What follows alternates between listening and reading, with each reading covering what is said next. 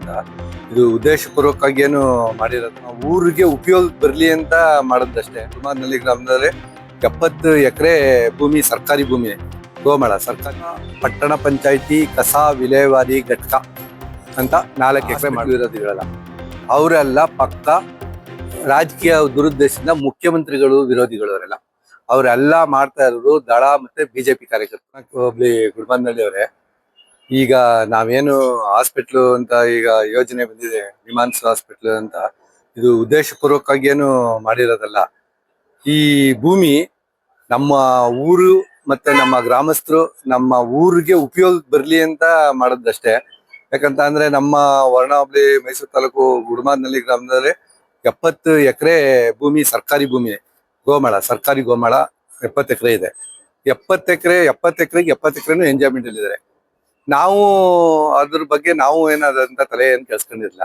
ಯಾಕಂದ್ರೆ ಎಲ್ಲಾ ಭತ್ತ ಬೆಳಿತಾರೆ, ಹುಲ್ ಬೆಳಿತಾರೆ, ಬೆಳಿಲಿ ಇರ್ಲಿ. ಆವತ್ತು ಏನಾದ್ರು ಯೋಜನೆ ಬಂದಾಗ ಏನೋ ಆಗುತ್ತೆ, ಅದು ಆಟೋಮೆಟಿಕ್ ಆಗಿ ನಾವೇನು ಅದಕ್ಕೆ ಕೈ ಜೋಡಿಸಿರ್ಲಿಲ್ಲ, ಕೈ ಹಾಕಿರಲಿಲ್ಲ, ಅಥವಾ ನಾವೇನು ಅದಕ್ಕೆ ಪಾತ್ರ ವಹಿಸಿರ್ಲಿಲ್ಲ. ಹಿಂಗೆ ಮಾಡ್ಬೇಕು ಹಂಗೆ ಮಾಡ್ಬೇಕು ಅಂತ. ಏನು ಈಗ ಕಳೆದ ಒಂದು ನಮ್ಮ ಗುಡ್ಮಾನ್ನಲ್ಲಿ ಮತ್ತೆ ವಸುಂಡಿ ಗ್ರಾಮ ಪಂಚಾಯತಿ ಅಪ್ಗ್ರೇಡ್ ಆಗಿ ಟೌನ್ ಪಂಚಾಯತಿ ಆಯ್ತು. ಟೌನ್ ಪಂಚಾಯತಿಗೆ ಬಂದ ಚೀಫ್ ಆಫೀಸರ್ ಬಂದ್ ಏನ್ ಮಾಡಿದ್ರು, ಯಾವ ನಮ್ಮ ಊರನ್ನ ನಮ್ಗಾಗದೇ ಇರೋರು ಎತ್ಕೊಟ್ರೋ ಏನ್ ಗೊತ್ತಿಲ್ಲ. ಒಟ್ಟಿನಲ್ಲಿ ನಮ್ಮ ಈಗೇನ್ ನಿಮಾನ್ಸ್ ಆಸ್ಪತ್ರೆಗೆ ಜಾಗ ಗುರ್ತು ಮಾಡವ್ರೆ, ಅದೇ ಜಾಗನ ಕಡ್ಕೊಳ ಪಟ್ಟಣ ಪಂಚಾಯತಿ ಕಸ ವಿಲೇವಾರಿ ಘಟಕ ಅಂತ 4 ಎಕರೆ ಮಾಡ್ಬಿಟ್ರು. 4 ಎಕರೆ ಈಗ ಸರ್ಕಾರದ ಯೋಜನೆ ಅಂದ್ರೆ ನಿಮ್ಗೆ ಗೊತ್ತು ಅದೆಷ್ಟು ಸ್ಪೀಡು ಅಂತ. ಆಮೆಗಿಂತಲೂ ಸ್ಪೀಡು ಅಂತ ನಿಮ್ಗೂ ಎಲ್ಲ ಚೆನ್ನಾಗಿ ಗೊತ್ತಿರುತ್ತೆ. ಆಮೇನು ಬೇಕಾದ್ರೆ ಮೀರಿಸ್ಬಿಡುತ್ತೆ ಅಂತ ಸ್ಪೀಡು. ಆದ್ರೆ ಈ ವ್ಯಕ್ತಿ ರಾಕೆಟ್ ಸ್ಪೀಡ್, ಈಗ ಇರಾನ್ ನಡೀತಾ ಇದೆಯಲ್ಲ, ರಾಕೆಟ್ ಬಿಡ್ತಾವ್ರಲ್ಲ, ಅದಕ್ಕಿಂತ ಸ್ಪೀಡ್ ಆಗಿ ಇವರು ಹೋಗಿ ಖಾತೆ ಕೌರ್ಸಿ ಕೋಡು ಸ್ಕೆಚ್ ಎಲ್ಲ ಮಾಡಿ ಎಲ್ಲ RTC ಕೂರ್ಸಿ ಏನು ಜಾಡು ಎಲ್ಲ ರೆಡಿ ಮಾಡ್ಬಿಟ್ಟು ಕಸ ವಿಲೇವಾರಿ ಇನ್ನೇನ್ ಗಾಡಿಗಳು ಬರ್ಬೇಕು ಡಂಪ್ ಮಾಡಕ್ಕೆ ಕಸ ಆ ಲೆವೆಲ್ ತಗೊಂಡ್ಬಿಡೋದು. ಆ ಟೈಮಲ್ಲಿ ಏನಾಯ್ತು, ನಾವು ಅವಾಗ 2018ರಲ್ಲಿ ನಮ್ಮ ಯತೀಂದ್ರ ಸರೇ ನಮ್ಮ ಕ್ಷೇತ್ರದ MLA ಗಳಾಗಿದ್ರು. MLA ಆಗಿದ್ರು. ನಾವು ಅವ್ರ ಮಾಹಿತಿ ಕೊಟ್ಟು ಹಿಂಗೆ ಕಸ ವಿಲೇವಾರಿ ಘಟಕ ಆಗಿದೆ ಸರ್ ನಿಮ್ ಕ್ಷೇತ್ರ ಗುಡ್ಮಾನ್ನಳ್ಳಿ ಗ್ರಾಮಕ್ಕೆ ಅಂತ ಹೇಳಿದ್ರು. ಅವ್ರೇನು ಅಂತ ಅವ್ರ ಚೀಫ್ ಆಫೀಸರು ಅದನ್ನ ಗಣನೆಗೆ ತಗೊಳ್ದೆ RTC ಮೇಲೆ ಕೂರ್ಸೇ ಬಿಟ್ರು. ಆ ನಂತರದಲ್ಲಿ 23ರಲ್ಲಿ ಸರ್ಕಾರ ರಚನೆ ಆಯ್ತು. ನಮ್ಮ ಸಾಹೇಬ್ರೆ, ನಮ್ಮ ಮುಖ್ಯಮಂತ್ರಿಗಳು ಸಿದ್ದರಾಮಯ್ಯ ಸಾಹೇಬ್ರೆ ಇಲ್ಲಿ ಕ್ಷೇತ್ರದ MLA ಆಗಿ ಆರಿಸಿ ಬಂದ್ರು, ಮುಖ್ಯಮಂತ್ರಿಗಳು ಆದ್ರು. ಆಗ ನಾವೇನ್ ಮಾಡಿದ್ವು, ಈ ಕಸ ವಿಲೇವಾರಿ ಘಟಕ ನಮ್ಗೆ ಬೇಡ, ಊರಲ್ಲಿ ಏನೋ ಒಳ್ಳೆ ಯೋಜನೆ ತಂದ್ರೆ ಒಳ್ಳೇದು. ಕಸ ಹಾಕಂತದ್ದೆಲ್ಲ ಯೋಜನೆ ಆದ್ರೆ ಊರೊಳಗೆ ಕಸದ ದಾರಿ ಹೋಗುತ್ತೆ. ಕಸದ ದಾರಿ ಆದ್ರೆ ವಾಸನೆ, ಅದು ನೀವು ಒಂದು ಕಸ ನೋಡಿ, ಒಂದ್ ಕಸದ ಲಾರಿ ಊರೊಳಗೆ ಪಾಸ್ ಆಯ್ತು ಅಂದ್ರೆ ಒಂದ್ ದಿನ ಫುಲ್ಲು ಅದ್ರದ್ದು ಸ್ಮೆಲ್ ಇರುತ್ತೆ. ಅಂಥದ್ದು ದಿನ ಪೂರ್ತಿ ಗಾಡಿ ಓಡಾಡ್ತಾ ಇದ್ರೆ ಅದರಿಂದ ದುಷ್ಪರಿಣಾಮ ಏನಾಗುತ್ತೆ, ಮತ್ತೆ ಅದ್ರ ಅಕ್ಕಪಕ್ಕದ ಭೂಮಿಯ ಕತೆ ಏನಾಗುತ್ತೆ, ಇದೆಲ್ಲ ಯೋಚನೆ ಮಾಡಿ ನಾವು ಮುಖ್ಯಮಂತ್ರಿಗಳ ಗಮನಕ್ಕೆ ತಂದು ಇದು ಕಸ ವಿಲೇವಾರಿ ಘಟಕ ಬೇಡ ಸರ್, ಅದು ಬೇರೆ ಏನಾದ್ರು ಮಾಡಿ ಅಂತ. ಆಗ DC ಅವರು ಇದನ್ನು ಕಸ ವಿಲೇವಾರಿ ಘಟಕ ತೆಗಿಯಕ್ ನೋಡಿದಾಗ ಇಲ್ಲಿ 70 ಎಕರೆ ಕಣ್ಣಿಗೆ ಬೀಳ್ತು. 70 ಎಕರೆ ಕಣ್ಣಿಗೆ ಬಿದ್ದಾಗ ಏನಾಯ್ತು, ಎಲ್ಲ ಇದ್ರೆ ಎಲ್ಲ ಸಮುದಾಯದವರೇ ಆಗ್ಬೋದು, ಸಂಘ ಸಂಸ್ಥೆ ಆಗ್ಬೋದು, ಭೂಮಿ ಇಷ್ಟಿದೆಯಲ್ಲ ಅದು ಮೈಸೂರು ರೋಡ್ ಬರೀ ಕೇವಲ 1 ಕಿಲೋಮೀಟರ್ ಅಂತರದಲ್ಲಿ ಅಂತ ಅಂದ್ಬಿಟ್ಟು ಎಲ್ಲ ಭೂಮಿ ಮೇಲೆ ಕಣ್ಣಾಕಿ, ಅದರಲ್ಲೂ ಎಸ್ಪೆಷಲಿ ಬರೀ ಸ್ಮಶಾನಕ್ಕೆ ಜಾಸ್ತಿ ಕೇಳ್ತಿದ್ರು. ನಮ್ಮೂರವರು ಜನಗಳು ಎದ್ದು ಬರೀ ಗೋರಿಗಳನ್ನೇ ನೋಡ್ಬೇಕು, ಸ್ಮಶಾನ ನೋಡ್ಬೇಕು, ಈ ಲೆವೆಲ್ಗೆ ಹೋಗಿತ್ತು. ಆವಾಗ ಏನ್ ಮಾಡಿದ್ರು, ಇದು ನೋಡಿ ಇದೇನೋ ಬರೀ ನಿಮ್ ಊರದು ಭೂಮಿನೆಲ್ಲ ಬರೀ ಸ್ಮಶಾನಕ್ಕೆ ಮತ್ತೆ ಈ ಕಸ ವಿಲೇವಾರಿ ಘಟಕ ಇಂಥದಕ್ಕೆ ಕೇಳ್ತಾ ಇದಾರಲ್ಲ ಭೂಮಿನ, ಏನಾದ್ರು ಮುಖ್ಯಮಂತ್ರಿಗಳ ಗಮನಕ್ಕೆ ತಂದು ಇದನ್ನೇನಾದ್ರು ಒಳ್ಳೆ ಯೋಜನೆ ಮಾಡಿಸಿ ನೀವು ಎಲ್ಲ ಹೋಗ್ತಾ ಇರ್ತಾರಲ್ಲ ಅಂತ ಹೇಳಿದ್ರು. ಅವಾಗ ನಾವು ಗಮನಕ್ಕೆ ತಂದಾಗ ಏನ್ ಮಾಡಿದ್ರು, ನಮ್ಮ ಯತೀಂದ್ರ ಸರ್ ಹಾಸ್ಪಿಟ್ಲು ಅಥವಾ ಸ್ಟೇಡಿಯಂ ಯಾವ್ದಾದ್ರು ಒಂದ್ ಮಾಡೋಣ, ಆಯ್ಕೆ ಮಾಡಿ. ಸ್ಟೇಡಿಯಂ ಬೇಡ, ವಿಮಾನ ಪ್ರಾಧಿಕಾರ ಇರೋದ್ರಿಂದ ಇದನ್ನೇ ಮಾಡೋಣ ಸರ್ ಹಾಸ್ಪಿಟ್ಲು ಮಾಡಿದಾಗ, ಹಾಸ್ಪಿಟ್ಲು ಮಾಡಿ ಎಲ್ಲ ಜಾಗ ಗುರ್ತಿಸಿ ನಿಮ್ಗೆ RTC ಕೂರಿಸಿ ಅನುದಾನ ಆಗಿ ಪ್ಲಾನ್ ಆಗಿ ಎಲ್ಲ ಆಗಿ ಟೆಂಡರ್ ಆಗಿ ಗ್ಲೋಬಲ್ ಟೆಂಡರ್ ಆಗಿ ಕಾಂಟ್ರಾಕ್ಟರ್ಗೆ ವರ್ಕ್ ಆರ್ಡರ್ ಕೊಟ್ಟು ಕೆಲಸ ಸ್ಟಾರ್ಟ್ ಮಾಡಿದಾಗ ವಿರೋಧಗಳು ಸ್ಟಾರ್ಟ್ ಆಯ್ತು.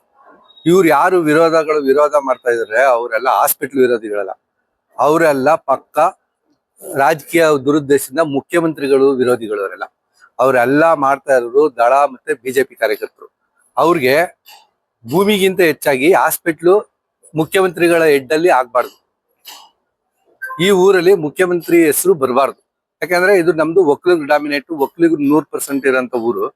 ಬೇಡ, ಇವರು ಮುಖ್ಯಮಂತ್ರಿ ಹೆಸರು ಇಲ್ಲಿ ಬರಬಾರ್ದು ಅನ್ನೋ ಒಂದು ಉದ್ದೇಶ, ಒನ್ ಮ್ಯಾನ್ ಲೈನ್. ಮತ್ತೆ ಅದು ನಮ್ದು ಸ್ವಲ್ಪ ವಿರೋಧ, ಬರಬಾರ್ದು. ಇವರು ರೈತರು ರೈತರು ಅನ್ನೋರು, ಇವರೆಲ್ಲ ಭೂಮಿನ ಅದೇ ಕೇಂದ್ರ ಸರ್ಕಾರದ ಯೋಜನೆ, ಮಂಟ್ಕಳಿ ವಿಮಾನ ನಿಲ್ದಾಣ ಪ್ರಾಧಿಕಾರಕ್ಕೆ ಭೂಮಿ ಕೊಟ್ಬಿಟ್ಟು ಬಂದಿರೋರೇ ಇಲ್ಲ. ಕೋಟಿಗಟ್ಟಲೆ ದುಡ್ಡು ಎಣಿಸ್ಕೊಂಡು ಬ್ಯಾಂಕ್ ಅಕೌಂಟ್ ಹಾಕೊಂಡು ಬಂದಿರೋರು. ವಿಮಾನ ನಿಲ್ದಾಣ ಪ್ರಾಧಿಕಾರಕ್ಕೆ 350 ಎಕರೆ ವಶ ಮಾಡ್ಕೊಂಡಿದ್ದಾರೆ.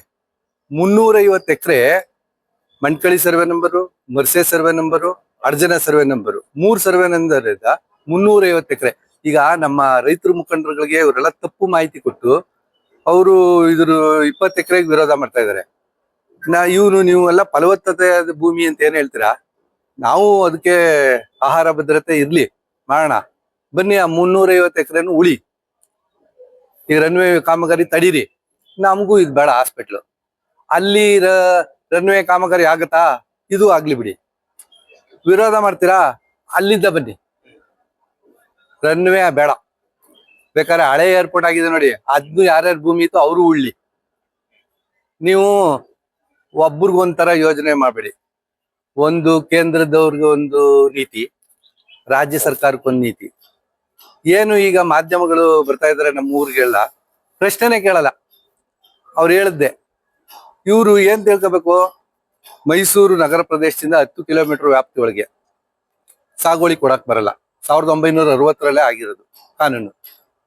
ಅದನ್ನ ಪಾಲನೆ ಮಾಡ್ತಾ ಇದ್ದಾರೆ. ಕಾನೂನು ಅದನ್ನೇನು ಬದಲಾಯಿಸೋಕ್ಕಾಗಲ್ವಲ್ಲ. ಇದಕ್ಕೋಸ್ಕರವಾಗಿ ಈಗ ನಾವೇನು ಹಾಸ್ಪಿಟ್ಲು ಅಂತ ಮಾಡದೆ ಹೋಗಿದ್ರು, ಈ 70 ಎಕರೆ ಏನ್ ಭೂಮಿ ಇದೆ, 70 ಎಕರೆಯಲ್ಲಿ 7 ಇಂಚು ಉಳಿತಿರ್ಲಿಲ್ಲ. ಅನ್ಯರ ಪಾಲಾಗತ್ತಿದ್ದು ಗ್ಯಾರಂಟಿ. ಅಟ್ಲೀಸ್ಟ್ ಈಗ ನಮ್ಗೆ ಹಾಸ್ಪಿಟ್ಲ್ ಆದ್ರೆ ಒಂದು ನಮ್ಮ ಊರು ಹುಡುಗರುಗಳ ಕೆಲಸ ಸಿಗ್ಬೋದು, ಅಥವಾ ಹಾಸ್ಪಿಟ್ಲ್ ಮುಂದೆ ಕಾರ್ಗಳು ತಗೊಂಡ್ರೆ ಕಾರ್ ನಿಲ್ಸ್ಕೊಂಡ್ರೆ ಕಾರ್ ಬಾಡಿಗೆ ಸಿಗ್ಬೋದು, ಆಟೋಗಳಿಗೆ ಬಾಡಿಗೆ ಸಿಗ್ಬೋದು, ಮನೆಗಳು ಪೇಷಂಟ್ಗಳು ಬಂದ್ರೆ ಮನೆಗಳು ಬಾಡಿಗೆ ಕೊಡ್ಬೋದು, ಹೋಟ್ಲ್ ಕಟ್ಬೋದು, ಉದ್ಯೋಗ ಅಲ್ಲೇ ಸೃಷ್ಟಿ ಆಗುತ್ತೆ. ಸೃಷ್ಟಿ ಆಗಲ್ಲ ಅಂತ ಏನಿಲ್ಲ, ಹಾಸ್ಪಿಟ್ಲ್ ಆಗ್ಬೇಕು, ಉದ್ಯೋಗ ಸೃಷ್ಟಿ ಆಗುತ್ತೆ. ಅದ್ ಬಿಟ್ಬಿಟ್ಟು ನೀವು ಸಂಪೂರ್ಣ ಭೂಮಿನೇ ಅದಲ್ಲದೆ ನಿವೇಶನಕ್ಕೆ ಬೇರೆ ನಮ್ಮ ಮುಖ್ಯಮಂತ್ರಿಗಳು 8 ಎಕರೆ ಜಾಗ ಮೀಸಲಿಟ್ಟಿದ್ದಾರೆ. 8 ಎಕರೆ ಆದ್ರೆ ಅದ್ರ ನಿವೇಶನ ಆಗುತ್ತಲ್ಲ, ಅದೇ ನಿಮ್ಗೆ ಸಿಕ್ತಲ್ಲ ಬದ್ಲಿ. ಇದು ವಾಸ್ತವ. ಇದನ್ನ ಮರೆಮಾಚಿ ನಮ್ ಭೂಮಿ ಕಿತ್ಕೊಬಿಟ್ರು, ನಮ್ ಭೂಮಿ ಯಾರು ಇಲ್ಲಿರೋರು, ಯಾರು ಭೂಮಿ ಇಲ್ದೇ ಇರೋರು ಇಲ್ಲ. ಇಲ್ಲಿರೋರು ಪ್ರತಿಯೊಬ್ರು ಯಾರ್ಯಾರು ಏನೇನ್ ಮಾತಾಡಿದ್ದಾರೆ ಅವರೆಲ್ಲ ಅವ್ರವ್ರ ಭೂಮಿನ ಕೋಟಿ ಗಟ್ಲೆ ಮಾರ್ಬಿಟ್ಟು, ಸರ್ಕಾರ ಯೋಜನೆಗೆ ಅಂತ ಉಳಿಸ್ಕೊಂಡಿತ್ತಲ್ಲ ಭೂಮಿನ, ಸರ್ಕಾರ ಮಾರಕ್ಕಾಗಲ್ವಲ್ಲ. ಇದು ಇದ್ರೆ ಇದನ್ನು ಮಾರ್ಬಿಡೋರು. ಸರ್ಕಾರದ ಭೂಮಿ ಮಾರಕ್ಕಾಗಿಲ್ವಲ್ಲ, ಅದಕ್ಕೆ ಇಲ್ಲಿಗೆ ಬಂದಿದ್ದಾರೆ. ಆದ್ರೆ ಈ ಭೂಮಿನೂ ಅವರು ಸರ್ಕಾರಿ ಈ ಯೋಜನೆನ ಮಾಡದೆ ಹೋದ್ರು ಈ ಭೂಮಿನೂ ಅವ್ರಿಗೆ ಉಳಿಯಲ್ಲ, ಹೊಟ್ಟೋಗುತ್ತೆ ಭೂಮಿ. ಅಟ್ಲೀಸ್ಟ್ ಹಾಸ್ಪಿಟ್ಲು ಅಂತ ಮಾಡಿದ್ರೆ, ನಿವೇಶನ ಅಂತ ಮಾಡಿದ್ರೆ ನಮ್ಮೂರಿಗೆ ಈ ಭೂಮಿನಿ ಉಪಯೋಗ ಸಿಗುತ್ತೆ. ಹಿಂಗಂತ ಹೇಳಿ ನಾನು ರೈತ ಮುಖಂಡರಲ್ಲಿ ನನ್ನ ಮನವಿ ಏನಂದ್ರೆ, ಗ್ರೌಂಡ್ ರಿಪೋರ್ಟ್ ಚೆಕ್ ಮಾಡಿ ಬನ್ನಿ. ಗ್ರೌಂಡ್ ಲೆವೆಲ್ ಇಂದ ಕರ್ಸಿ, ಯಾರ ಅಪೋಸಿಟ್ ಮಾಡ್ತಾ ಇದ್ದಾರೆ ಅವ್ರವ್ರ ಹತ್ರ, ಯಾರ್ಯಾರ ಹತ್ರ ಭೂಮಿ RTC ಯಾರ್ದಿದೆ, ಭೂಮಿ ಇಲ್ದೇ ಇರೋರಿಗೆ ಬೇಕಾದ್ರೆ ಪರಿಹಾರ ಕೊಡ್ಸೋಣ. ಭೂಮಿ ಇರೋರು RTC ಯಾರ್ಯಾರು ಎಲ್ಲೆಲ್ಲಿ ಮಾರಿದ್ದಾರೆ ಎಲ್ಲ ಮಾಹಿತಿ ಎಲ್ಲ ಕೊಡ್ತಾರೆ. ಎಲ್ಲಾ ಭೂಮಿ ಮಾರಿರೋ ಭೂಮಿ ಮಾರ್ಬಿಟ್ಟು ಸರ್ಕಾರದ ಭೂಮಿಗೆ ಬರೋದ್ ಬೇಡಿ, ಆಟ ಬೇಡ. ನಮ್ಗ ಕೊನೆಗೆ ಆಗ್ಬೇಕಾಗಿರೋದೇನು ಅಂತ ಅಂದ್ರೆ, ಏನು ಈ ಸರ್ಕಾರದ ಯೋಜನೆ, ಸರ್ಕಾರದ ಭೂಮಿ ಏನು ಯೋಜನೆ ಇದೆ ಅದು ಆಗ್ಬೇಕು.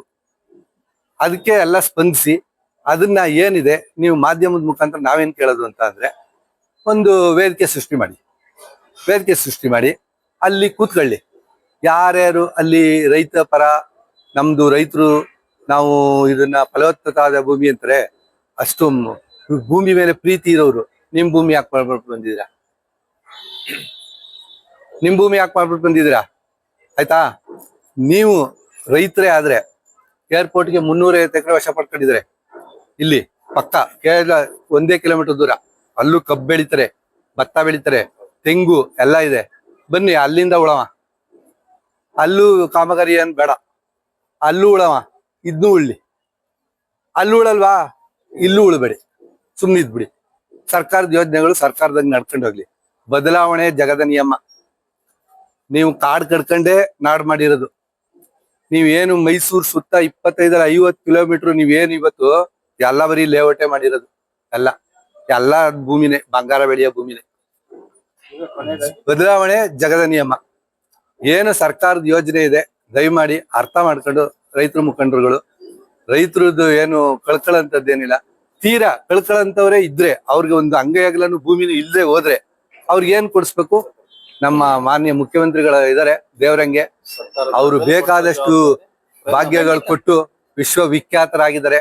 ಅವ್ರಿಗೆ ನಾವು ಮನವಿ ಮಾಡ್ಕೊಂಡು, ಏನೋ ಅಣ್ಣ ಹಿಂಗೆ ಅವ್ರ ಜೀವನ ಆಧಾರಕ್ಕೆ ಏನು ಇಲ್ಲ, ಅವ್ರು ಇದರಲ್ಲೇ ಬದುಕ್ತಿದ್ರು, ಏನೋ ಒಂದು ಪರಿಹಾರ ಮಾಡ್ಕೊಡಿ ಅಂತ ಕೇಳಿ ಅವ್ರ ಪರಿಹಾರನೋ ಅಥವಾ ಅವ್ರಿಗೆ ಉದ್ಯೋಗನೋ, ಜೀವನ ಭದ್ರತೆಗೆ ಒಂದು ಮಾತುಕತೆ ಆಡೋಣ. ನಿಮ್ಮ ಮುಖಾಂತರ ವೇದಿಕೆ ಕಲ್ಪಿಸಿ ಕೆಲಸ ಆಗ್ಲಿ ಅಂತ ನಮ್ಮ